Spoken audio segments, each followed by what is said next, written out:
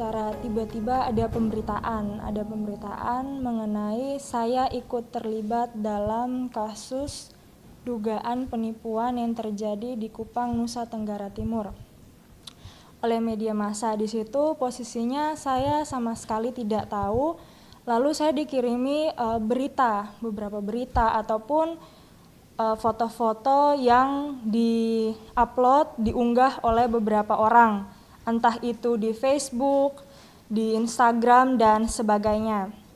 Nah, saya tidak tahu masalahnya, sehingga saya mencoba untuk berkomunikasi dengan ibu saya maupun ayah saya. Tetapi di situ posisinya ibu saya sangat sulit untuk dihubungi.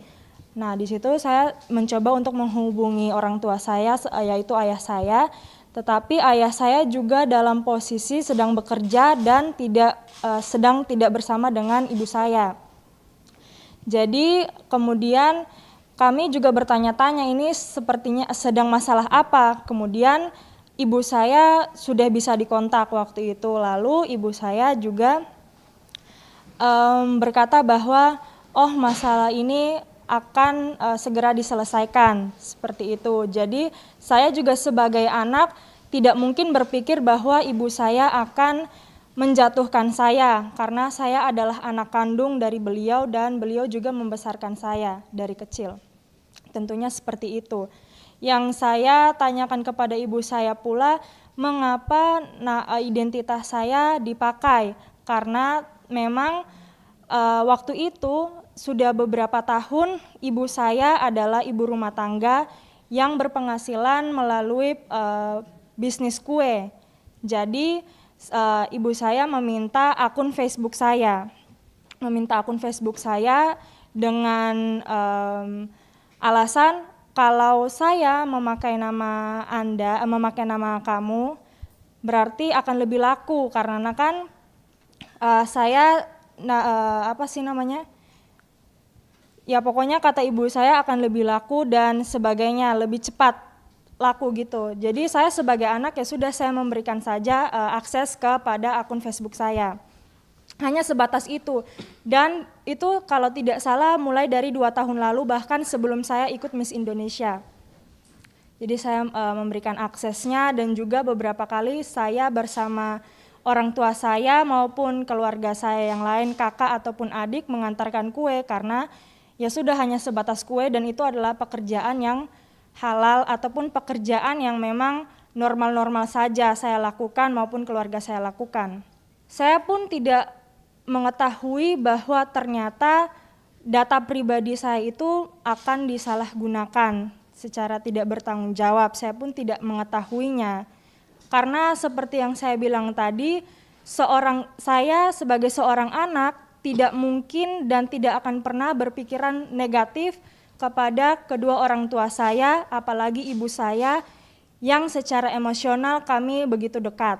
Saya dengan tegas mengatakan bahwa kasus dugaan penipuan ini saya tidak terlibat, saya tidak tahu menahu mengenai kasus tersebut. Setelah berita itu keluar, komunikasi saya dan ibu saya terbilang cukup sulit untuk dihubungi ibu saya.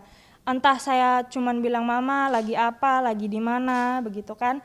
Tetapi memang cukup sulit sekali untuk dihubungi, bahkan beberapa kali aksesnya ditutup oleh ibu saya untuk berkomunikasi dengan beliau.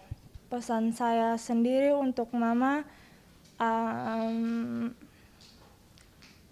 di sini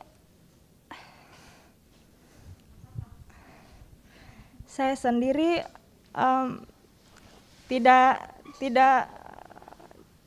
benci mama, tidak marah mama, karena everything has reasons, and I love you sincerely and unconditionally, and whatever you've done to me, it's okay. Yang penting mama mau bertobat. Mungkin mama pakai cara yang salah untuk membahagiakan kita. Tapi yang mama harus tahu, sejauh ini mungkin ada beberapa kali Tenga merasa kecewa, tetapi yang Mama harus tahu, Tenga tidak pernah marah, tidak pernah benci Mama, karena beberapa kali Mama mengirimkan pesan, tidak apa-apa kalau kalian anak-anak benci Mama, tidak mau lagi Mama dalam kehidupan kalian. It's not like that. Kita semua tetap sayang Mama. Yang ingin kita katakan kepada Mama, ayo berubah karena everything can change, so do you. Dan untuk orang di luar sana, I know that you only want to hear what you want to hear and you only want to believe what you believe, but sometimes you need to see the fact. Kamu harus lihat faktanya sebelum kalian berbicara. Terima kasih.